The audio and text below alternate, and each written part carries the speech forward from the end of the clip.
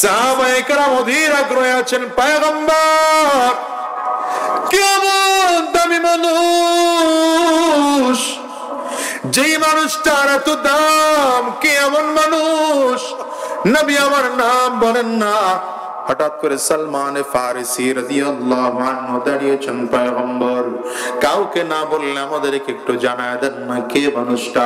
রাহমাতুল লিল আলামিন বলেন, নামটা জানতে চাও, তাইলে জেনে নাও লোকটা আর কেউ নয়, লোক আমার সাহাবী।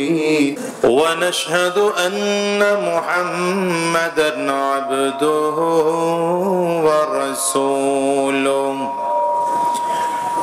ورسوله سيد وأفضل الأنام اللهم صل على محمد وعلى آله وصحبه وسلم تسليما كثيرا كثيرا أما بعد فأعوذ بالله من الشيطان الرجيم بسم الله الرحمن الرحيم قل هل يستوي الذين يعلمون والذين لا يعلمون صدق الله العظيم وصدق رسوله النبي الكريم ونحن على ذلك من الشاهدين والشاكرين والحمد لله رب العالمين سبحانك لا علم لنا إلا ما علمتنا إنك أنت العليم الحكيم رب اشرح لي صدري ويسر لي أمري واحلل عقدة من لساني يفقه قولي لا إله إلا الله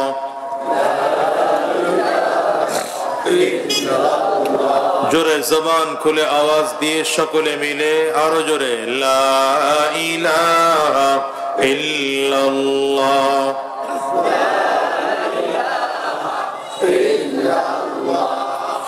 লা ইলাহা ইল্লাল্লাহ লা ইলাহা ইল্লাল্লাহ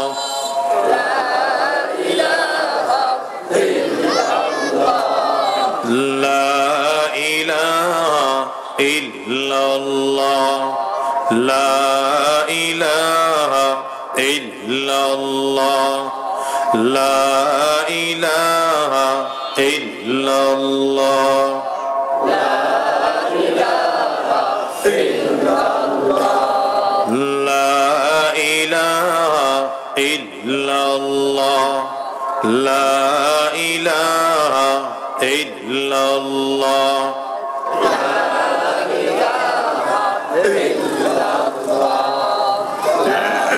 إله إلا الله لا إله إلا الله محمد رسول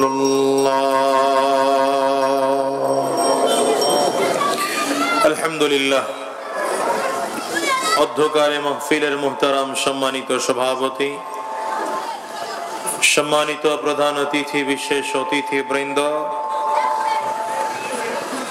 মঞ্চে উপস্থিত হযরত উলামায়ে কেরাম, সম্মুখপানে সমবেত দিন প্রিয়, ইসলাম প্রিয়, দিনদার, ইমানদার মুমিন মুসলমান মর্দে মুজাহিদ ভাইরা, মুরব্বী বাবাজিরা, যুবক বন্ধুরা, কচি কাঁচা মাসুম বাচ্চারা, লুঙ্গি পরে মাছের টলারে উঠেও বাঁচতে পারো নাই। আসতে বলেন কেন? জোরে বলেন। আর এটা তো দুনিয়ার শাস্তি, এটা তো দুনিয়ার শাস্তি। আখিরাতের শাস্তি বাকি আছে। আমি সবসময় বলি, আজকেও বলি, যারা আলেমদের প্রতি নির্যাতন করেছ, জুলুম করেছ, অত্যাচার করেছ, কিয়ামতের ময়দানে আল্লাহর সামনে আমিও দাঁড়াবো, তুমিও দাঁড়াবে। সেদিন আল্লাহর সামনে দাঁড়া তুমিও যা থাকবে আমিও তা থাকবো। একটা একটা করে হিসাব না হবে, একটা করে হিসাব না হবে। দুহাত উঁচু করে চিল্লায় বলো ঠিক কি? ইসলামের দুশমনেরা হুঁশিয়ার, আলেম ওলামার দুশমনেরা হুঁশিয়ার।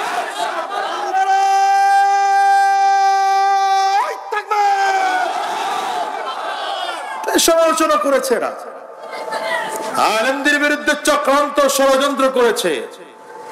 দিন শেষে হুজুররা জিরো না হিরো? আস্তে করে কেটা কেটা দেখেন তো, জিরো না হিরো? যারা আলেমদের বিরোধিতা করছে, যারা কোরআনের বিরোধিতা করেছে, তারা জোরে কানা, তারা না হিরো? এটাই দুনিয়ার ব্যাপার। রাসূলুল্লাহ সাল্লাল্লাহু আলাইহি ওয়াসাল্লাম মক্কার জমিনে দ্বীনের দাওয়াত দিচ্ছিলেন। মক্কার কাফির মুশরিকরা কেউ আমার নবীরে পাগল বলে, কেউ আমার নবীকে জাদুকর বলেছে, কেউ আমার নবীকে কবি বলেছে, কেউ আমার নবীকে গণক বলেছে। না বলে নাই? দিন শেষে কি হলো? যারা বলেছে মুহাম্মদের ছেলে নাই, কারণ নবীজির জীবদ্দশায় নবীজির 4 জন ছেলে জমিন থেকে জীবদ্দশায় বিদায় হয়েছে। নবীজির 3 জন মেয়ে নবীজির জীবদ্দশায় বিদায় হয়েছেন। মক্কার কাফির মুশরিকরা বলতো মুহাম্মদ আবতার, মুহাম্মদের বংশ নির্বংশ, কিছুদিন পরে মুহাম্মদের বংশ আর থাকবে না। রাসূলুল্লাহ সাল্লাল্লাহু আলাইহি ওয়াসাল্লাম জমিনে তার নিজের বংশ বিস্তার করার জন্য আসেন নাই, জমিনে এসেছেন ইলমের বংশ বিস্তার করার জন্য। এজন্য ইন্তেকালের পূর্বে নবীজি বলে গিয়েছেন, ইন্নাল উলামা ওয়ারাসাতুল আম্বিয়া, আমার পরবর্তী উত্তরসূরি কারা হবে? বলে উলামায়ে কেরাম আমার উত্তরসূরি। নবীজি আরো ক্লিয়ার করেছেন, ওয়া ইন্নাহুম লাম ইউওয়ারিসুনা দিনার ওয়ালা দিরহামা, ইন্নাহুম ইউওয়ারিসুল ইলমা। আমি যাদেরকে উত্তরসূরি বানায় গেলাম, এরা দুনিয়ায় আমার সম্পদের উত্তরসূরি না, টাকা পয়সার উত্তরসূরি না, ধন দৌলত গাড়ি বাড়ির উত্তরসূরি। এটা কেমন বেশি এটা আপনাদের বোঝানো যাবে না, যাদের কাছে ইলম আছে তাদেরকে বোঝা যাবে। হযরত আলী রাদিয়াল্লাহু আনহু বলেন, রাজিনা কিসমাতাল জব্বার ফিনা লানা ইলমুন ওয়ালিল আ'দাই মালু। আমরা আল্লাহর বন্টন পায়া খুশি। কেন? আল্লাহ আমাদেরকে সম্পদ দেন নাই, টাকা দেন নাই, পয়সা দেন নাই, সব আমাদের দুশমনদেরকে দিয়েছেন, কিন্তু আল্লাহ আমাদেরকে কোরআনের ইলম দিয়েছেন। তো এখন কোরআনের ইলম পেয়ে খুশি কেন? ফাইনাল মালা ইয়াফনা আন করিবিন ওয়া ইন্নাল ইলমা বাকিল লা ইয়াসালু। কারণ দুনিয়ার যত টাকা আছে, পয়সা আছে, ধন আছে, সম্পদ আছে, এগুলো থাকে না 5 বছর সর্বোচ্চ। এরপরে আবার আইতে হইলে জনগণের ভোট দেয় না, মানুষেরটা নিজের দিয়ে লইতে হয়। কথা বল না কেন? এরপরে আবার আইতে চাইলে নিজেরটা নিজের দেওয়া যায় না, তাহলে পাবলিকের পিঠা খাইতে হয়। এই পিঠার থেকে বাঁচার জন্য প্রশাসনের সহযোগিতা নিয়ে পাবলিকের ভোট দিতে হয়, এরপরে ক্ষমতা আইতে হয়। কথা বল না কেন? এরপরেও যখন দেখা যায় ক্ষমতা আসে, তারপরেও টিকে থাকতে পারে না, ছাত্র জনতার জনরোষের কারণে দুপুরের খানা পাকানো থাকে, না খাইয়া পালাতে হয়। কেমনে বুঝাই এগুলা? হুজুর করে এলেম কে নিছে? চুরি করে নেওয়ার কায়দা আছে, ডাকাতি করে নেওয়ার কায়দা আছে, হ্যাঁ, চিন্তাই করে নেওয়ার কায়দা আছে। বরঞ্চ যাদের আল্লাহ ইলম দিয়েছেন, দিন দিন দিন দিন ইলম শুধু বাড়তেই আছে, কমে না, বাড়ছে। আলহামদুলিল্লাহ কোন, ভালো করে কোন। আমি বুঝতেছি আপনারা হুজুরগর কথা কইতেছো, এজন্য খুব খুশি না। হুজুরগর কথা ওই তো 4-5 জন খুশি, বাকিরা তো চুপচাপ বসে রইছে। এরা এরা এখনো চায় দেশের ক্ষমতায় চোর আসুক, বাটপার আসুক, চিটার আসুক, খুনে আসুক, ধর্ষক আসুক। আমি বলবো না, পরিবর্তনের ছোঁয়া লেগেছে। আগামী দিনের নেতৃত্বে ওলামায়ে কেরাম আসবে, দাড়িওয়ালা আসবে, টুপিওয়ালা আসবে, চোদ্দওয়ালা আসবে, সৎ যোগ্য আল্লাহ বিরোধীকে ক্ষমতায় বসাও, এদেশে শান্তির বাতাস ববে। হাত উঁচা করে কাউ চিল্লায়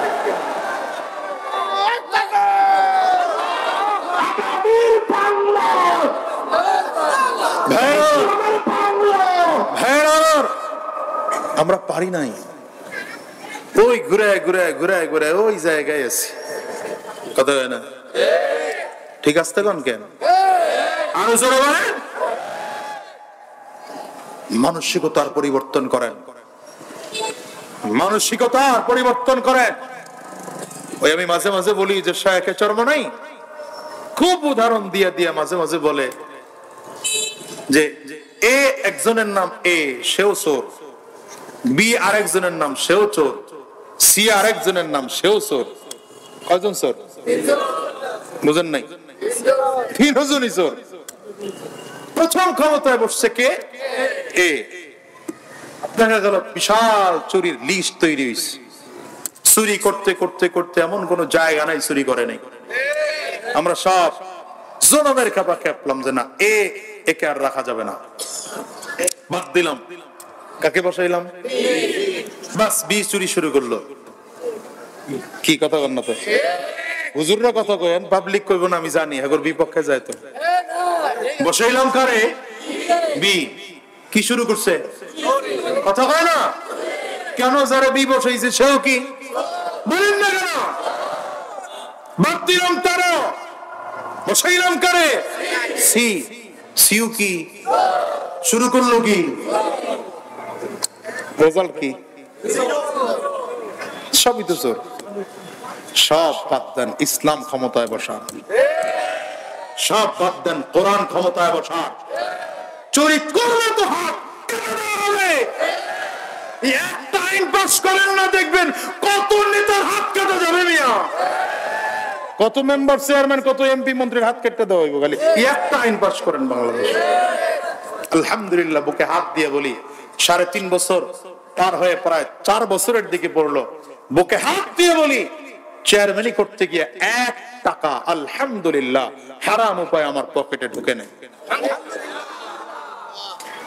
আপনারা আলহামদুলিল্লাহ জোরে বলবেন না, আমি জানি। না না না, পারবেন না জোরে, মাইন্ড সেট আপ হয়ে গেছে এরকম। 20 লাখ খাইয়া 2 লাখ দিয়ে মসজিদে 2টা এসি কিনা দিছে। আরে বাবা, চেয়ারম্যানের মতো হয়নি, সোনার ভালো চেয়ারম্যান। আল্লাহ হেফাজত করুন, আমিন কও। এই জাতির কপালে বড় খারাপ হইয়াছে। আল্লাহ, রাগ করতেছেন আপনারা? আবু বকর সিদ্দিক রাদিয়াল্লাহু আনহুর কাছে, আর এই জন্য তো বলি যে নবীজি গোটা গোটা মদিনার জিন্দেগিতে একটা ব্রিজ নির্মাণ করেন নাই, একটা কালভার্ট নির্মাণ করেন নাই, একটা রাস্তা নির্মাণ করেন নাই, বরঞ্চ বিল্ডিং করেন নাই, বিল্ডিং ভাঙার ইতিহাস আছে। কিন্তু নবীজি কি করেছেন? কি করেছেন? বেসিক কাজ করেছেন। কি কাজ? বেসিক কাজ কি? ইসলামের থিওরি হচ্ছে একটা দেশের বিল্ডিং নির্মাণ হয়েছে, এটা সেই দেশের উন্নয়নের মূল নাম। কালভার্ট নির্মাণ হয়েছে, এদেশের উন্নয়নের মূল মাপকাঠি না। খুব সুন্দর সুন্দর রাস্তাঘাট হয়েছে, উন্নয়নের মাপকাঠি না। একটা দেশকে যদি উন্নতিশীল করতে হয়, সেই দেশের নাগরিকদেরকে চরিত্রবান বানাতে হবে। চরিত্রবান যদি বানাতে পারে, রঙের পরিবর্তে পাপ চলবে না। আর আমার নবী চরিত্রবান মানুষ তৈরি করেছেন, এমন চরিত্রবান, এমন চরিত্রবান, রাতের অন্ধকারে হেঁটে হেঁটে মাথায় করে আটার বস্তা গরিব মানুষের বাসায় গিয়ে দিয়ে আসছে হযরত ওমর। চিৎকার করে আল্লাহু আকবার সরে বলেন। কি বুঝেন আপনি? কি বুঝেন এটা? হযরত ওমর ফারুক রাদিয়াল্লাহু আনহুর জিন্দেগি। একা একা রাত্রিবেলা হাঁটতেন, একা একা একা একা মানুষের বাড়ি যাইতেন রাতের অন্ধকারে, এক একজনের বাড়ি গিয়া খবর নিতেন কে কোন অবস্থায় আছে। আর এখন তো নেতারা এলাকায় ঢুকলে 200 হুন্ডা না থাকলে নেতারা হুন্ডা দিয়ে এলাকায় ঢুকতে পারে না। কবল পরা যাতে ঠিক আসতে কাউ কেন জোরে পাওয়া যায় না।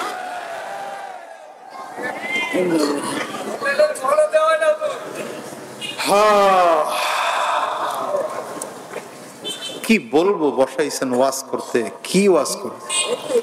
পুরো শরীরেই তো ঘা, মলম লাগাবো কোন জায়গায়?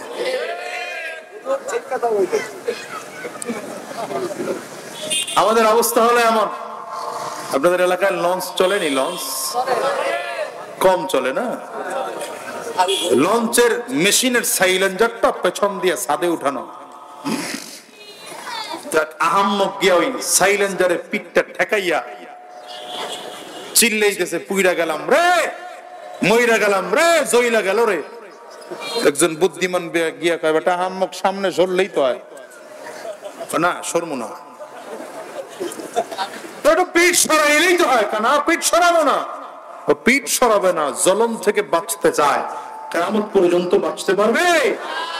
আপনি ইসলাম চান না, শান্তি চান, খোদার কসম কোন দিন হবে না। এই জন্য আগামী দিনে ইসলাম চাই, কোরআন চাই, দিন চাই, রক্ত লাগিয়ে রক্ত দেবো, জীবন লাগিয়ে জীবন দেবো। তুই আর কে হাত উঁচা করে দেখো।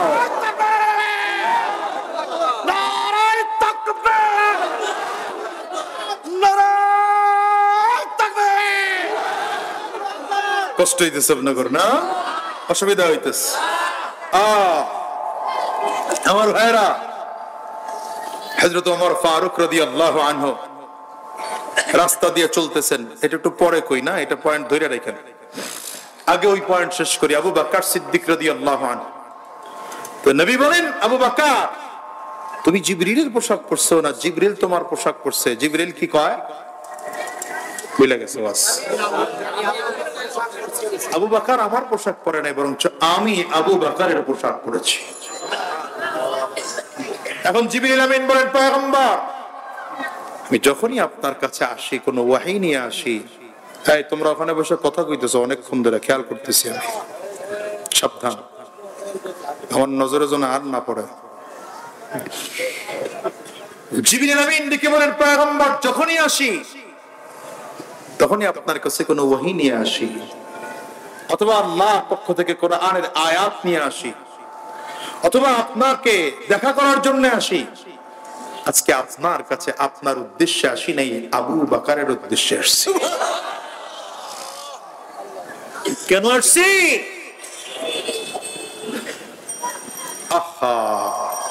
এখন জিবরিল আমিন ডাইরেক্ট আবু বকরকে বলেন, ইন্নাল্লাহা ইয়াকরাউ আলাইকাস সালাম, ইন্নাল্লাহা ইয়াকরাউ আলাইকাস সালাম।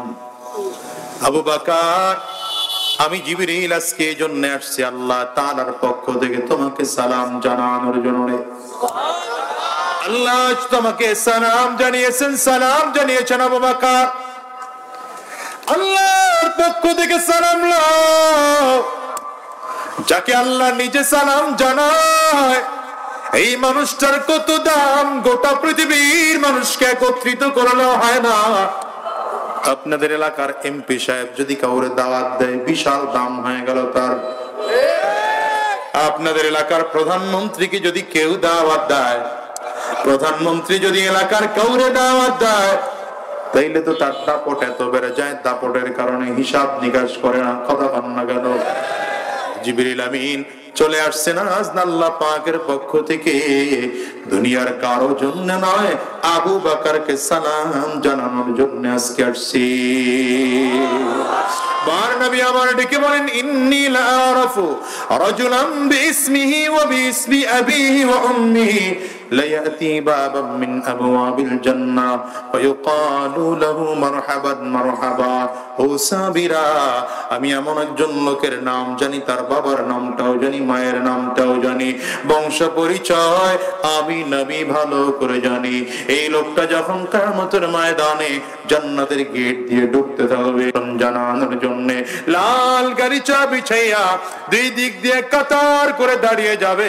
লোকটা যখন জান্নাতের গেট দিয়ে ঢুকতে থাকবে, আল্লাহর ফেরেশতারা মারহাবা মারহাবা বলে নিমন্ত্রণ জানাবে। সাহাবায়ে কেরাম অধীর আগ্রহে আছেন, পয়গম্বর কেমন দামি মানুষ, যেই মানুষটার এত দাম, কেমন মানুষ, নবী আমার নাম বলেন না। হঠাৎ করে সালমান ফারিসি রাদিয়াল্লাহু আনহু দাঁড়িয়েছেন, পয়গম্বর কাউকে না বললে আমাদেরকে একটু জানায় দেন না কে মানুষটা। রাহমাতুল লিল আলামিন বলেন, নামটা জানতে চাও? তাইলে জেনে নাও লোকটা আর কেউ নয়, লোক আমার সাহাবী আবু বকর।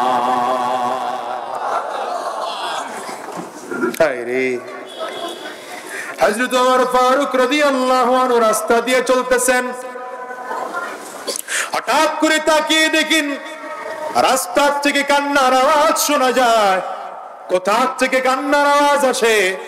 ডানে বামে তাকিয়ে খুঁজতে আরম্ভ করেছেন কোথা থেকে কান্নার আওয়াজ আসে। হঠাৎ করে দেখলেন এক বাসার থেকে কান্নার আওয়াজ, সেখানে আগুনের ধোঁয়া দেখা যাচ্ছে। হযরত ওমর ভয় পেয়ে গেলেন, মনে হয় আগুন লাগলো নি, কেউ কোনো বিপদের মধ্যে আসেনি। বাড়ির সামনে গিয়ে বারবার করে ডাকেন, কে ভিতরে আছেন?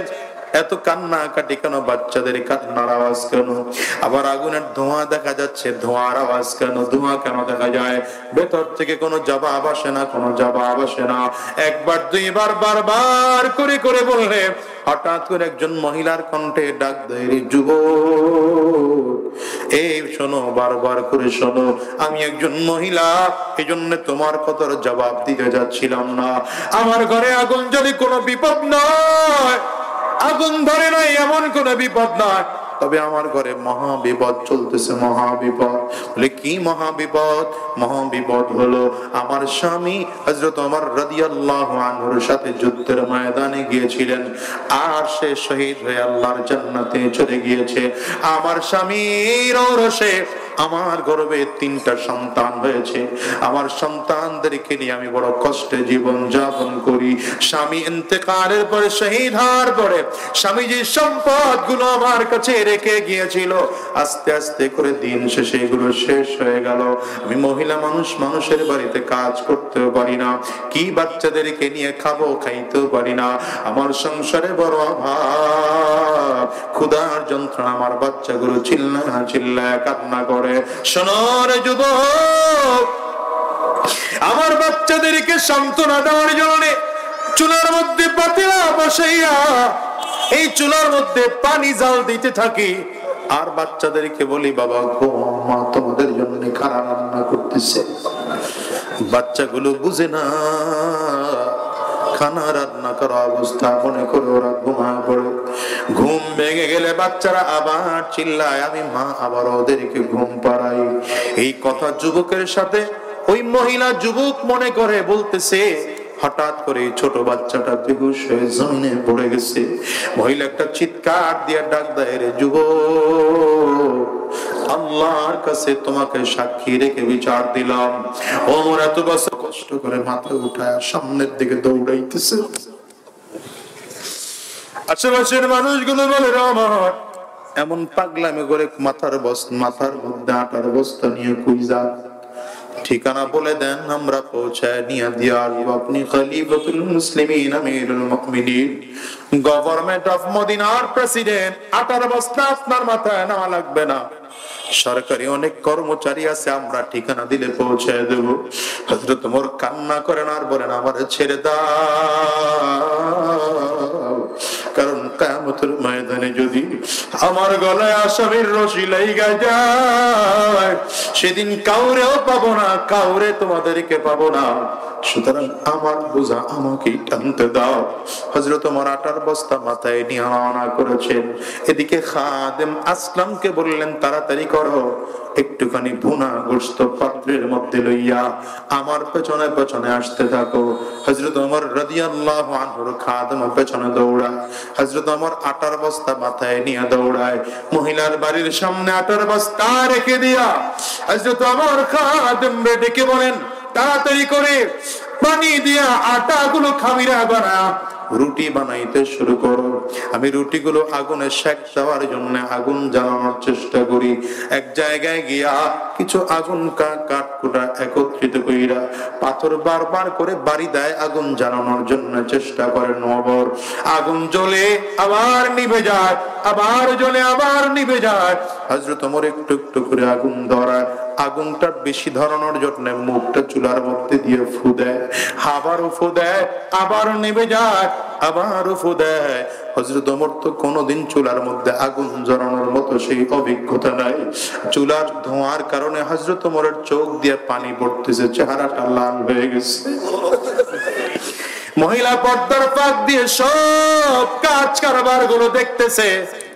খাদেম গিয়া বলে, আমিরুল মুমিনিন, এমন করে পাগলামি করা লাগবে না, আমি রুটি বানাইতেও জানি, রুটি আগুনে পাকাইতেও জানি, আপনি ছেড়ে দেন, এমন পাগলামি করা লাগবে না। হযরত ওমর বলেন, খাদেম রে, আমারে ছেড়ে দাও, আমার মন বলে আমি যদি বাচ্চাদের জন্য রুটি পাকাইতে গিয়ে আগুন জ্বালাইতে পারি, এর বিনিময়ে আল্লাহ আমার জাহান্নামের আগুন নিভিয়ে দিতে পারে।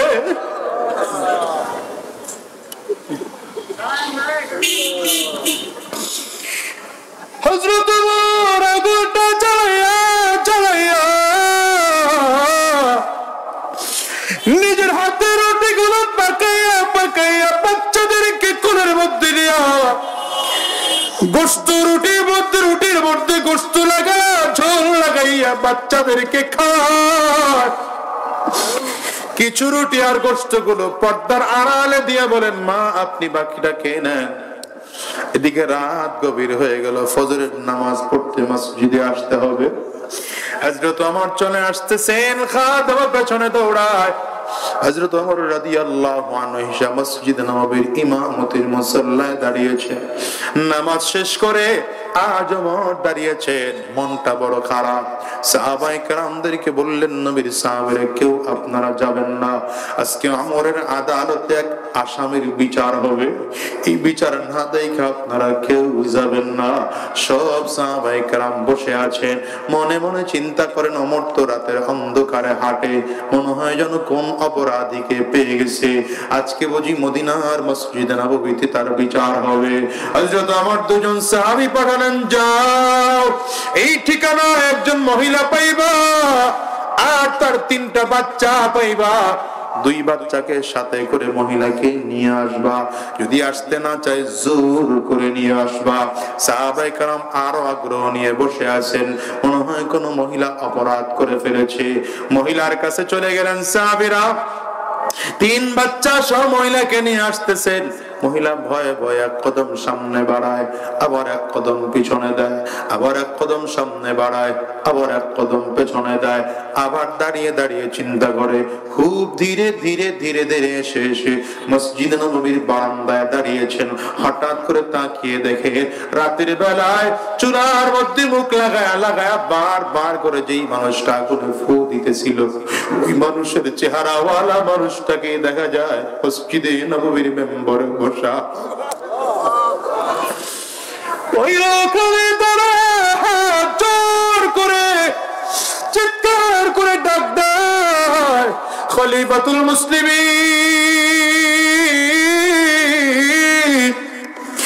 অন্যায় করে ফেলাইছি, ভুল করে ফেলাইছি, বুঝি নাই আপনি অমর ছিলেন, রাতের বেলায় কত কথা বলেছি আপনারে, নবীর সাহাবীর ব্যাপারে এতটুকু দুশ্মনী আমার নাই, কিন্তু আমার বাচ্চাদের অসহায় পরিস্থিতি দেখে আপনি উল্টা অনেক কথা বলে ফেলাইছি, আমারে ক্ষমা করে দেন, আমারে কোনো শাস্তি দিয়েন না। হযরত ওমর কোনো কথা বলেন না, মেম্বর থেকে আস্তে আস্তে করে নেমে মহিলার দিকে আগাইছে। সব সাহাবায়ে কেরাম দাঁড়িয়ে আছেন, চুপ করে বসে আছেন, কি হবে কিছু বুঝতেছেন না। হযরত ওমর সামনের দিকে আগাইতেছেন, মনে হয় যেন একটা পাথর সামনের দিকে আগাচ্ছে। কোনো কথা বলেন না, শুধু চোখ দিয়ে পানি পড়ে হযরত ওমরের। মহিলার সামনে দাঁড়াইয়া নিজের মাথা থেকে পাগড়িটা খুইলা পাগড়ির একটা পাশ নিজের গলার মধ্যে পেঁচ দিয়া আর একটা পাশ মহিলার হাতে দিয়ে বলে, মা মদিনার গলির মধ্যে যেখানে মনে চায় সেখানে টানো।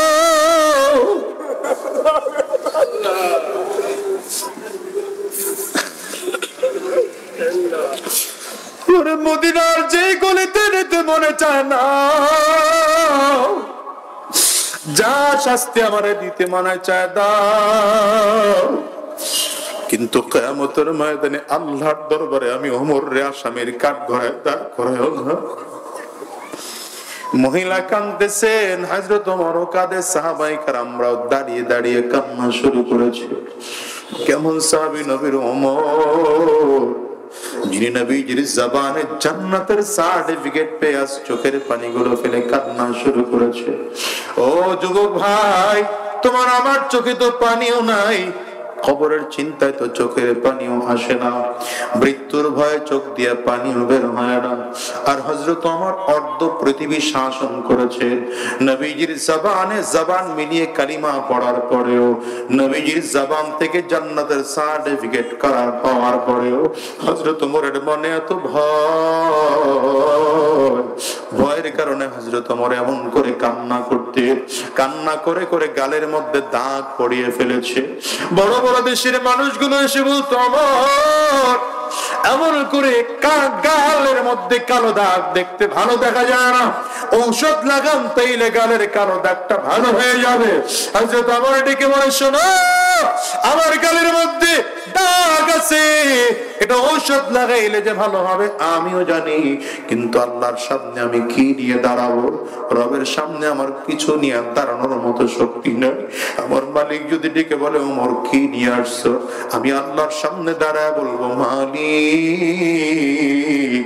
একমাত্র তোমার ভয়তে, তোমার জাহান্নামের ভয়তে কাঁদতে কাঁদতে গালের মধ্যে কালো দাগ পড়ে দিয়ে আসছি।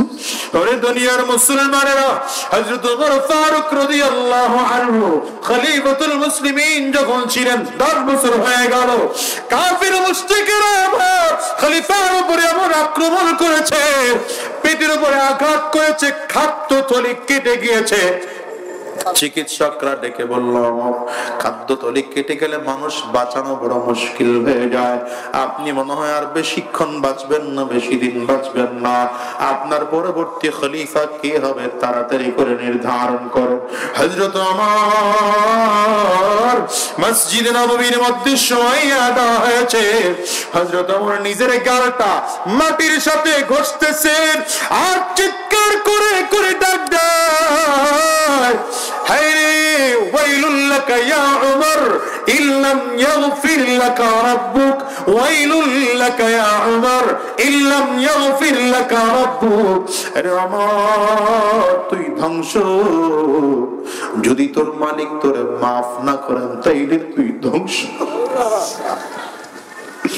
ও যুবক ভাই, নিজের দিলের কানটা দিয়ে একটু শোনো, জীবনে কত গুনাহ করেছি রে ভাই, এই গুনাহের জন্য যদি আমার মালিক একটা একটা গুনাহের শাস্তি দিতে আরম্ভ করলো, ডানে আর বামে তাকিয়ে দেখো কার চোখে পানি, ওই মানুষটার দিকে তাকিয়ে নিজের নিজের ধিক্কার মারো আর চোখের পানিগুলো ফেলে কান্না করো আর ডেকে বলো, মালিক আর হারাম রাস্তায় চলবো না, আর শয়তানি রাস্তায় চলবো না, আর সুদের কারবার করবো না, আর ঘুষের কারবার করবো না।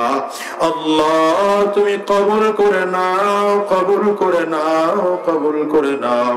চিৎকার করে বলো আমিন, আওয়াজ দিয়া চিল্লা বলো আল্লাহুম্মা আমিন। হাতগুলো নামান আমার ভাইরা, মুসলমান বন্ধুরা, আজকের রাত অনেক গভীর হয়, বসেন বসেন, এখন কেউ উঠেন না, একসাথে মোনাজাত দিয়ে যাব ইনশাআল্লাহ।